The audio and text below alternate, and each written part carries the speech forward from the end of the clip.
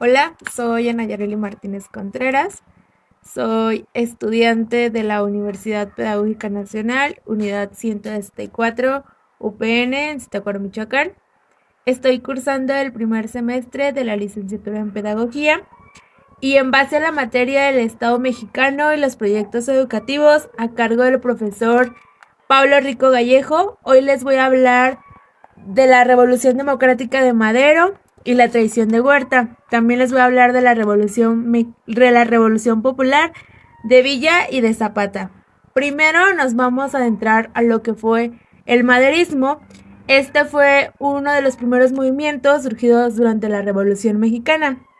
Estuvo a cargo del político y empresario Francisco I. Madero.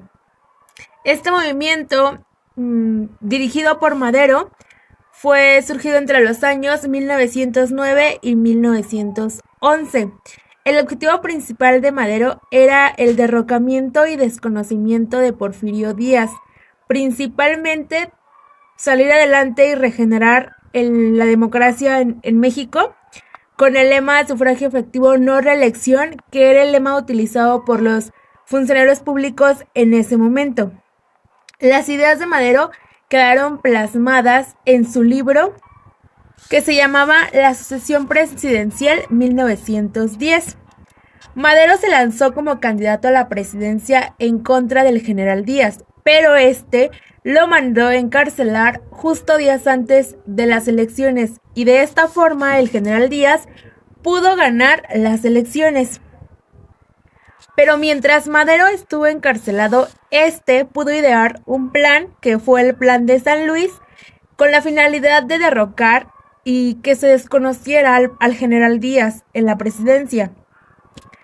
El manifiesto de este movimiento fue fechado para el 5 de octubre y tuvo como consecuencia una rebelión contra el general Díaz el 20 de noviembre de 1910. Este movimiento se extendió por toda la nación. Posteriormente se sabe que los maderistas pudieron llegar al poder con los tratados de Ciudad Juárez. Estos tratados eran firmados o serían firmados por Díaz, donde estaría obligado a renunciar al poder. De esta forma, estos tratados fueron firmados y fueron, llevados a cabo el 25 de mayo de 1911. De esta forma terminaría el régimen armado de Madero y iniciaría la presidencia interina del presidente Francisco León de la Barra. Posteriormente, Francisco I. Madero llegó al poder el 6 de noviembre de 1911. Sin embargo, su gobierno finalizaría el 13 de febrero de 1900. Bueno, Francisco I. Madero llegó al poder el 6 de noviembre de 1911. Sin embargo, su gobierno finalizó el 19 de febrero de 1913, tras un golpe de estado llamado la Decena Trágica. Este movimiento tuvo como finalidad derrocar al presidente Francisco I. Madero, además de que buscaban removerlo de la presidencia de México. Este grupo estuvo comandado por Manuel Mondragón, quien se levantó en armas y puso en libertad al general Bernardo Reyes y Félix Díaz, quienes en esos momentos estaban encarcelados por Madero, ya que habían intentado levantarse en armas en su contra. Este movimiento estaba apoyado por el exilio de Porfirio Díaz. Ellos decidieron levantarse en armas y asaltaron algunas dependencias de gobierno. En esos momentos, el encargado o el general era Lauro Villa, que era el encargado de defender el Palacio Nacional. Este fue herido y en ese momento Francisco I. Madero decide nombrar a Victoriano Huerta como su suplente o su representante en ese momento. Días después, Victoriano Huerta exige o pide retirar del cargo a Madero y a José María Pino Suárez, quien era el vicepresidente. Esta petición obviamente fue rechazada. Posterior a este movimiento, el 17 de febrero, Gustavo Adolfo, quien era el hermano de Madero, descubrió que Huerta estaba haciendo tratados o acuerdos con los opositores. Este lo llevó frente al presidente, pero él no creyó en sus palabras, entonces lo dejó en libertad. Tiempo después se dieron cuenta que Huerta estaba haciendo tratos con los opositores efectivamente como se lo había anunciado su hermano.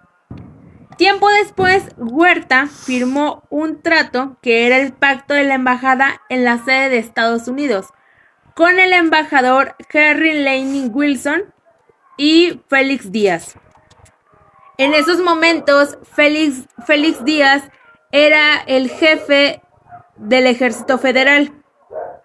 En esos momentos pudo Huerta consumar su traición y el presidente Madero y el vicepresidente José Pino Suárez fueron arrestados y fueron obligados a dejar el poder. Así, de esta forma, Huerta fue designado el presidente y obviamente esta revuelta terminó con el asesinato de Madero y de Pino Suárez el 22 de febrero. Se puede decir que este fue el único golpe de Estado exitoso durante el siglo XX en México. Ahora les voy a hablar de Francisco Villa y Emiliano Zapata, quienes fueron y de la Revolución Popular que dieron origen estos dos personajes. Emiliano Zapata y Francisco Villa fueron dos hombres que se convirtieron en voceros del pueblo mexicano, ya que, como sabemos, se rebelaron contra Díaz por las injusticias que éste mostraba ante el pueblo. Como ya sabemos, Díaz le quitaba sus tierras a los campesinos y se las entregaba a las compañías extranjeras. Estos dos personajes fueron muy reconocidos durante la Revolución Mexicana, ya que se levantaron en armas contra varios presidentes mexicanos, ya que ellos buscaban un cambio social. Emiliano Zapata era originario de Morelos y en 1909 fue electo como presidente de la Junta de la Defensa Nacional de las Tierras de su pueblo. Él se levantó en armas en contra de Díaz en 1911 y apoyó la presidencia, la candidatura de Madero, pero al llegar a la presidencia no cumplió con sus expectativas y entonces Zapata decide desconocer la presidencia de Madero. Francisco Villa era originario de Durango y tras el asesinato de Madero decide unírsele a Carranza. Él fue uno de los que, comenzó a formar grupos de bandidos hasta el año de 1910. Los jefes de Chihuahua, Coahuila y Durango decidieron nombrarlo jefe de la defensa y jefe de la famosa División del Norte, que avanzó hasta el centro del país para derrocar a Huerta. Posteriormente, el 4 de diciembre de 1914, Villa se dirige a Xochimilco, territorio controlado por Zapata. Aquí se conocieron por primera vez, se reunieron y firmaron el Pacto de Xochimilco, donde definieron los límites de su gobierno y la estrategia que utilizarían para derrocar a Huerta y apoyar a Carranza. Pero cuando Carranza logra llegar a la presidencia, no logra saciar los intereses revolucionarios y Villa y Zapata se vuelven a levantar en armas para derrocar a Carranza. Tristemente, la vida de estos dos personajes terminó en manos de carrancistas. Lo que sí se sabe es que su encuentro en Xochimilco fue lo que le dio el auge máximo a lo que fue la Revolución Mexicana.